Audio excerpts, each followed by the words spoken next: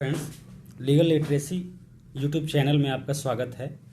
Friends, जैसा कि आपको पता है, लीगल लिटरेसी में हम अभी कॉन्स्टिट्यूशन ऑफ इंडिया का क्लास स्टार्ट किए हुए हैं। तो कॉन्स्टिट्यूशन ऑफ इंडिया का पहला क्लास कंप्लीट हो चुका है, जो कि historical background of constitution of India का कंपनी रूल का है। Part 1 historical background of constitution of India का पार्ट 1 जो कि कंपनी रूल है, जो कि 1773 से 1858 तक के सारे एक्ट्स रूल्स हम पढ़ेंगे, जिसका कि प्रभाव हमारे कॉन्स्टिट्यूशन ऑफ इंडिया पे भी पड़ा है। तो वो क्लास हमने कंप्लीट कर चुका है, मतलब कर लिया है। और अगला क्लास हमारा होगा जो वो हिस्टोरिकल बैकग्राउंड का ही होगा, पार्ट 2 होगा, वो कंपनी क्राउन रूल का होगा। तो जो कंपनी रूल का जो हमने कंप्लीट किया है, तो उसमें कंपनी रूल का जो क्लास हमने कंप्लीट किया है, तो उसके कुछ इंपॉर्टेंट क्वेश्चंस उससे बनते हैं, जो कि हम लोग एक तरह से वो रिवाइज होगा। जैसे क्लास आपने कंप्लीट कर लिया है तो आपको सारे क्वेश्चंस के आंसर आपके दिमाग में होंगे, लेकिन फिर भी एक बार हम रिवाइज कर लेते हैं। अगर आपने वो वीडियो नहीं देखा है तो उस वीडियो का लिंक मैं इसके डिस्क्रिप्शन में डाल दूंगा, और वो वीडियो भी आप देख लेंगे। ठीक है, उसको देखने के बाद ये स्टार्ट करेंगे। तो चलिए स्टार्ट करते हैं video.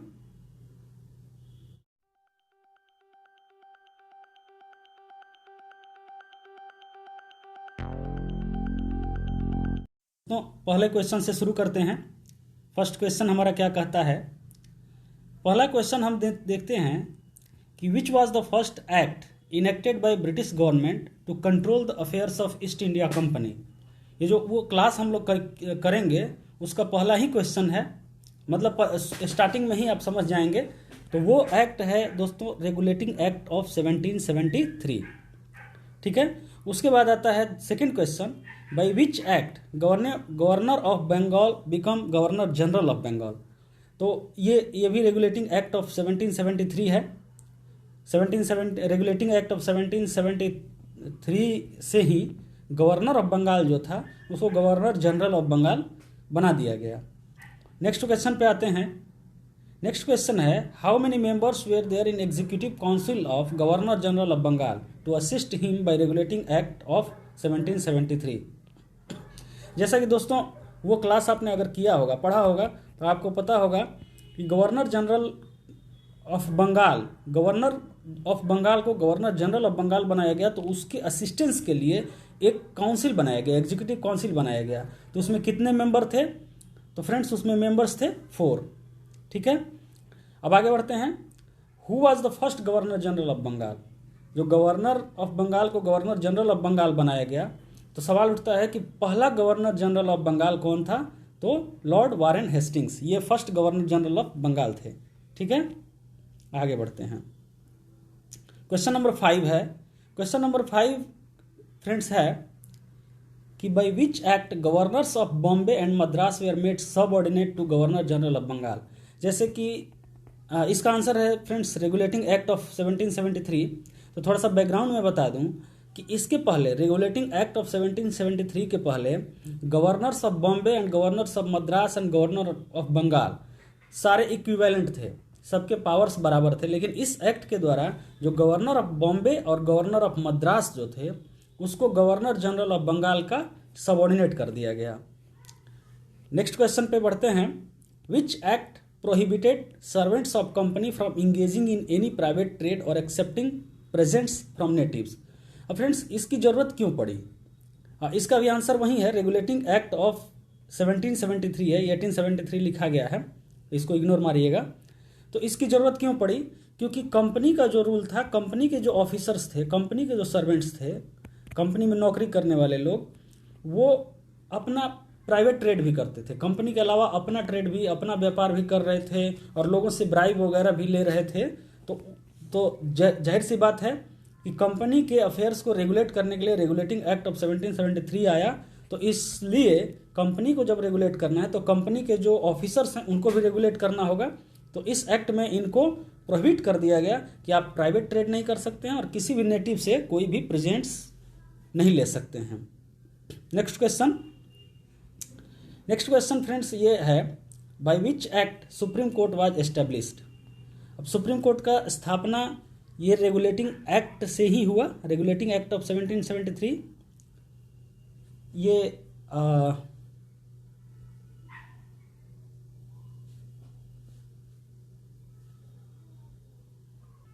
Sorry friends, regulating act 1773 के द्वारा सुप्रीम कोर्ट की स्थापना हुई कलकत्ता में।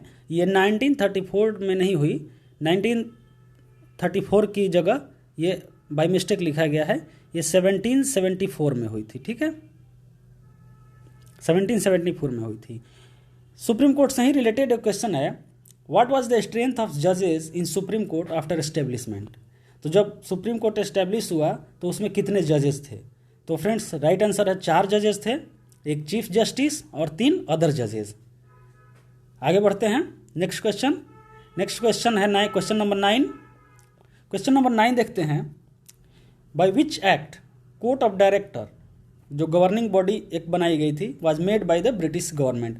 ब्रिटिश गवर्नमेंट ने कंपनी अफेयर्स को रेगुलेट करने के लिए, मैनेज करने के लिए एक कोर्ट ऑफ डायरेक्टर नाम की गवर्निंग बॉडी बनाई थी, जिसका ड्यूटी अगले क्वेश्चन में है, वो रेगुलेटिंग एक्ट ऑफ 1773 के तहत ही बनाया गया था।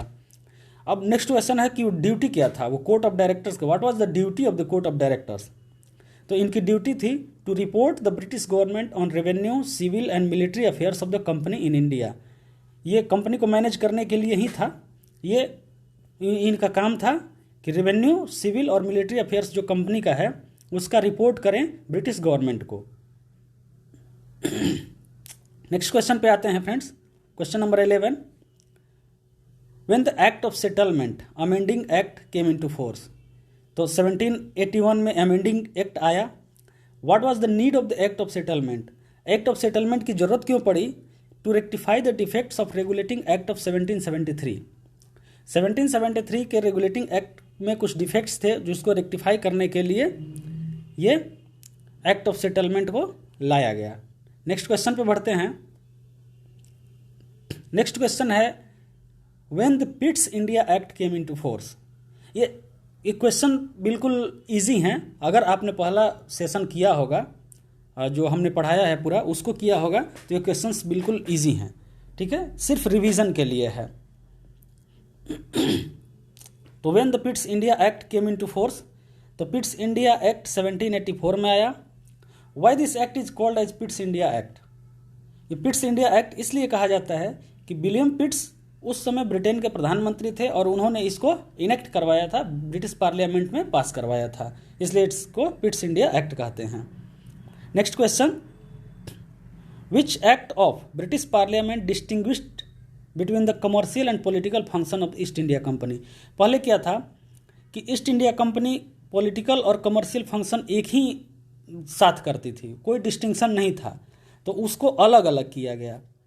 अलग अलग कैसे किया गया तो आगे अगले क्वेश्चन में वो डिस्कस करेंगे। ठीक है, तो ये पिट्स इंडिया एक्ट के से ही इसके कमर्शियल और पॉलिटिकल फंक्शन को अलग अलग कर दिया गया, सेपरेट कर दिया गया। ये क्वेश्चन है next, what is the name of the body established by Pitt's India act to manage the political affairs of the company. अब देखो, एक बॉडी का फॉर्मेशन हुआ political affairs of the company को मैनेज करने के लिए। पहले कमर्शियल एंड पॉलिटिकल फंक्शन दोनों मैनेज किया जाता था किसके द्वारा? कोर्ट ऑफ डायरेक्टर्स के द्वारा। ठीक है, कोर्ट ऑफ डायरेक्टर्स मैनेज करते थे। तो कोर्ट ऑफ डायरेक्टर मैनेज करते थे, तो पॉलिटिकल फंक्शन को मैनेज करने के लिए एक अलग बॉडी बनाई गई, उसका नाम क्या है? तो उसका नाम फ्रेंड्स दे रहा है बोर्ड ऑफ कंट्रोल। ठीक है, वो बोर्ड ऑफ कंट्रोल का गठन किया गया उसको पॉलिटिकल फंक्शन को, अफेयर्स को, कंपनी को मैनेज करने के लिए। ठीक है, और कमर्शियल फंक्शन रहने दिया गया कोर्ट ऑफ डायरेक्टर के पास ही। By which act double government system was started. ये काफ़ी मतलब वो है। ठीक है, अच्छा क्वेश्चन है। तो Pitt's India act double government system का स्टार्टिंग है। ठीक है, डबल गवर्नमेंट सिस्टम क्या है कि एक नया बॉडी जो पॉलिटिकल अफेयर्स को मैनेज करने के लिए क्रिएट किया गया था। तो कमर्शियल अफेयर्स देखने के लिए अलग बॉडी, पॉलिटिकल अफेयर्स देखने के लिए अलग बॉडी, तो ये डबल गवर्नमेंट हो गया।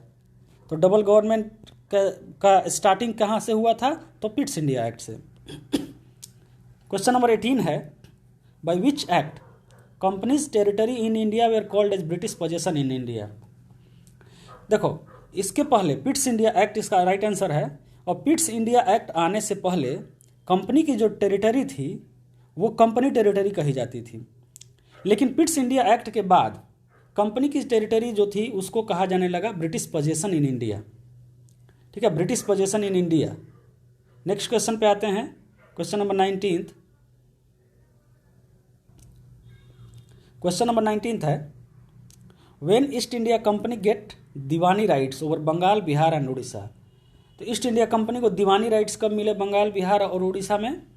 तो in 1765 after battle of Buxar. अब battle of Buxar was fought between, next question आ गया।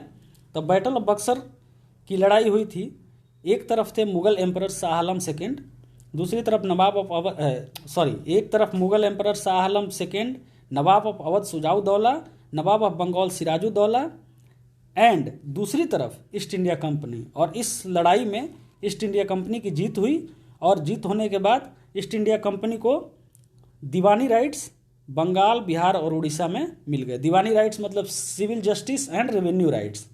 ठीक है, ये मिल गए। नेक्स्ट क्वेश्चन पे आते हैं, क्वेश्चन नंबर है 21। क्वेश्चन नंबर 21 है, by which act governor general of Bengal was given over riding authority over council, executive council. जैसे बाय एक्ट ऑफ 1793 में क्या हुआ कि लॉर्ड कॉर्नवालिस को गवर्नर जनरल बनाया जाना था। लॉर्ड कॉर्नवालिस ने एक शर्त रखी कि मैं गवर्नर जनरल तभी बनूंगा जब एग्जीक्यूटिव बॉडी जो है, एग्जीक्यूटिव काउंसिल जो है, जो मेरे असिस्टेंट्स के लिए मेंबर्स रखे गए हैं, उनकी किसी भी डिसीजन पे मेरा ओवरराइडिंग अथॉरिटी होगा। मतलब उनके किसी भी डिसीजन को मैं पलट सकता हूँ, पहली शर्त। दूसरी शर्त उन्होंने रखा कि मैं ही कमांडर इन चीफ भी होऊंगा। ठीक है, तो इसके बाद क्या हुआ कि ये एक एक्ट पास किया गया, ये बेसिकली अमेंडमेंट एक्ट होगा। तो इसके थ्रू ये गवर्नर जनरल बंगाल को एग्जीक्यूटिव काउंसिल पर ओवरराइडिंग अथॉरिटी दी गई और इस तरह से lord Cornwallis governor general of Bengal बने। फ्रेंड्स, नेक्स्ट क्वेश्चन है, by which act payment of staffs of board of control was shifted to Indian revenues. पहले क्या होता था कि बोर्ड ऑफ कंट्रोल के जो स्टाफ थे उनका पेमेंट ब्रिटिश रेवेन्यू से होता था, लेकिन बाय एक्ट ऑफ 1793 इनको अब इंडियन रेवेन्यू से पेमेंट्स दिए जाने लगे। नेक्स्ट क्वेश्चन पे आते हैं, by which act Christian missionaries were allowed to come and convert people of India. तो by charter act of 1813। Charter of 1813 में कई सारे काम हुए। क्रिश्चियन मिशनरीज को इंडिया में आने की परमिशन मिली, जो कि आने के बाद लोगों को कन्वर्ट करने लगे। दूसरा, वेस्टर्न एजुकेशन की स्टार्टिंग हुई और आगे बढ़ते हैं। और भी बहुत सारी चीज़ें हुई जो क्वेश्चन के फॉर्म में हमने किया है। फर्स्ट जो हमारा वीडियो है उसमें ऐसे ही है, मतलब एज ए स्टोरी चल रहा है, लेकिन इसमें हमने चूँकि क्वेश्चंस आंसर्स बनाए हैं तो शुरू में एक क्वेश्चन के साथ सारा डिटेल मैं नहीं दे सकता, क्योंकि आगे भी उसी का क्वेश्चंस आ जाएंगे, तो आप देख लेना। By which act power of imposing taxes given to local government. तो by act of 1813 local government को भी टैक्स इम्पोज करने का पावर दे दिया गया। हालांकि इसका कोई फ़ायदा नहीं है, क्योंकि लोगों पे ऑलरेडी टैक्स का बर्डन बहुत ज़्यादा था, तो लोकल गवर्नमेंट को पावर भी ज़्यादा नहीं था, छोटे मोटे काम करते थे, लेकिन उनको भी टैक्स कलेक्ट करने का पावर दे दिया गया। Next, by which act commercial activities of East India Company was seized.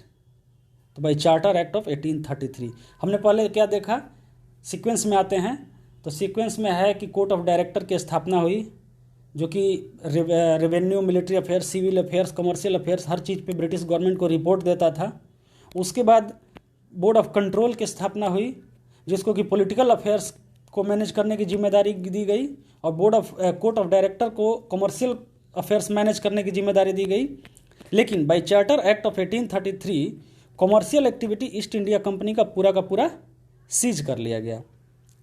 Next question आता है, by which act legislative powers of governor of Bombay and Madras were ceased and given exclusively to governor general of Bengal. Governor of Bombay and Madras दोनों को subordinate बना दिया गया governor general of Bengal के, लेकिन फिर भी उनके पास कुछ लेजिस्लेटिव पावर थे। लेकिन बाय चार्टर एक्ट ऑफ 1833 उनके जो भी लेजिस्लेटिव पावर बचे हुए थे उनको सबको सीज कर लिया गया, और सीज करके किसको दे दिया गया? गवर्नर जनरल ऑफ बंगाल को। नेक्स्ट क्वेश्चन पे आते हैं। Which act was called as final step towards centralisation in India? अब देखो, जैसे बॉम्बे और मद्रास का सारा पावर सीज करके जब गवर्नर जनरल ऑफ बंगाल को दिया जा रहा है, इसका मतलब कि सेंट्रलाइजेशन हो रहा है, सारा पावर का सेंटर एक जगह को बनाया जा रहा है। तो सेंट्रलाइजेशन का फाइनल स्टेप, फर्स्ट स्टेप तो रेगुलेटिंग एक्ट हुआ, final step charter act of 1833 को कहा जाता है। नेक्स्ट क्वेश्चन है, by which act governor general of Bengal became governor general of India with full authority over British possession in India? अब देखो, सबसे पहले गवर्नर ऑफ बंगाल को गवर्नर जनरल ऑफ बंगाल बनाया गया, मद्रास और बॉम्बे को उसके अधीन किया गया, मद्रास और बॉम्बे के जो भी लेजिस्लेटिव पावर थे उनको सीज करके गवर्नर जनरल ऑफ बंगाल को दिया गया। लेकिन गवर्नर जनरल ऑफ बंगाल को गवर्नर जनरल ऑफ इंडिया बना दिया गया फुल अथॉरिटी के साथ। जो भी जितना भी ब्रिटिश पोजेशन था इंडिया में, जितना भी ब्रिटिश एरिया था, ब्रिटिश पोजेशन में एरिया था, उसके फुल अथॉरिटी के साथ governor general of India governor general of Bengal को बनाया गया by charter act of 1833। Next question, who was the first governor general of India? First governor general of India was lord William Bentinck. Which was the last charter act during company rule? Company rule के during last charter act कौन था? Charter act of 1853। Next, by which act executive and legislative functions of governor general of India were separated? अब देखो, पहले क्या था? 1833 में governor general of India बनाया गया गवर्नर जनरल ऑफ बंगाल को। तो गवर्नर जनरल ऑफ बंगाल को गवर्नर जनरल ऑफ इंडिया बनाया गया, तो उसके पास लेजिस्लेटिव और एग्जीक्यूटिव दोनों पावर थे। लेजिस्लेटिव और एग्जीक्यूटिव दोनों पावर को अलग अलग किया गया by charter act of 1853। By which act Indian Central Legislative Council was made? By Charter Act of 1853। अब लेजिस्लेटिव काम करने के लिए, लेजिस्लेटिव पावर को एक्सरसाइज करने के लिए इंडियन लेजिस्लेटिव काउंसिल का गठन किया गया by charter act of 1853। Next आते हैं, next question, by which act local representation in Indian legislative council started? Starting में क्या था? इंडियन लेजिस्लेटिव काउंसिल में एक मतलब लोकल रिप्रेजेंटेशन नहीं था, तो बाय चार्टर एक्ट ऑफ 1853 इसमें लोकल रिप्रेजेंटेशन को भी स्टार्ट किया गया बाय चार्टर एक्ट ऑफ 1853। ये इसका आंसर होगा। Local representation in Indian central legislative council started with which provinces? इसमें क्या था कि 6 मेंबर लेजिस्लेटिव काउंसिल में होते थे, तो 6 में से 4 को लोकल प्रोविंसेस का रिप्रेजेंटेशन दिया गया। तो 4 में क्या दिया गया? एक मद्रास, बॉम्बे, बंगाल, आगरा, ये एक एक चारों प्रोविंसेस से रिप्रेजेंटेशन दिया गया किसमें? इंडियन मतलब लेजिस्लेटिव काउंसिल में। नेक्स्ट क्वेश्चन पे आते हैं friends, by which act open competition was started for civil services? तो open competition was started for civil services by charter act of 1853। देखो, इसकी बुनियाद बताते हैं, इस पर थोड़ा सा डिस्कस करते हैं। Open competition was started, open competition की बुनियाद पड़ गई थी चार्टर एक्ट ऑफ 1833 से। प्रपोजल आया था चार्टर एक्ट ऑफ 1833 में कि post of civil servants should not be barred for Indians. Indians को भी सिविल सर्विसेज एग्जाम में बैठने का मौका देना चाहिए, उनको भी कंपटीशन में बैठने का मौका मिलना चाहिए। तो इसका बहुत ज़्यादा विरोध हुआ, तो बहुत ज़्यादा जब विरोध हुआ तो उसको निगेट कर दिया गया, वापस ले लिया गया। लेकिन 1853 का जो चार्टर एक्ट आया उसमें इसको फिर से लागू कर दिया गया ओपन कंपटीशन। इसलिए ओपन कंपटीशन स्टार्ट हुआ 1853 से। When Macaulay committee was formed, Macaulay committee का कब फॉर्मेशन हुआ? 1854 में, और सिविल सर्विसेज मैटर पे मैकॉले कमेटी का फॉर्मेशन हुआ। नेक्स्ट, हाँ, ये इतना ही क्वेश्चन है फ्रेंड्स, इतना ही क्वेश्चन बना। बाकी अगर आपको कुछ क्वेश्चन इसमें लग रहा है कि और भी होना चाहिए तो आप कमेंट सेक्शन में बता सकते हैं।